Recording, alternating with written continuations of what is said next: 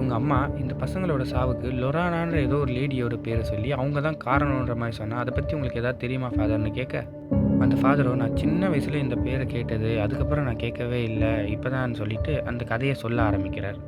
அப்பதான் அவர் அந்த கதைய சொல்ல ஆரம்பிக்கிறாரு. 16ஆம் நூற்றாண்டுல லொரானா மாரி ஒரு அழகிய பார்க்கவே முடியாதுன்னும், அவ ஒரு பணக்கார பையன லவ் பண்ணி கல்யாணம் பண்ணிக்கிட்டதாவும், அவங்களுக்கு அதுக்கப்புறம் காலப்போக்குல 2 ஆண் குழந்தைங்க பிறந்ததாவும் அவர் சொல்றாரு. அதுக்கப்புறம் லைஃப் நல்லாவே போயிட்டு இருந்துச்சு. திடீர்னு பார்த்தா அவங்க ஹஸ்பண்ட் வேற யாரோ ஒரு பொண்ணு கூட அஃபேர் இருக்கிறது இவளுக்கு தெரிஞ்சு, கோவத்திலயும், விரக்திலயும் என்ன பண்றதுன்னு தெரியாம நம்ம செத்துறணும், நம்ம குழந்தைங்களும் சாவடிச்சிடணும்னு அந்த அவ பெத்த குழந்தைங்கள அவ கையாலேயே தண்ணீல முக்கி கொன்னுடுறா.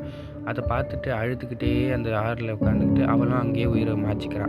இதனால என்ன ஆச்சுன்னா, பெத்த குழந்தைங்கள நீ கொன்னுட்ட, அடுத்தடுத்து குழந்தைங்கள நீ கொன்னுக்கிட்டே இருக்கணும் அப்படிங்கிற சாபமும் அவளுக்கு கிடைக்குது. அதே மாரி ஃபாதர் சொல்றாரு, உனக்கும் பசங்க இருக்காங்க. அதனால கொஞ்சம் ஜாக்கிரதையா இருந்துக்கோன்னு சொல்லிட்டு இந்த சிலுவைய வச்சுக்கோன்னு குடுக்குறாரு.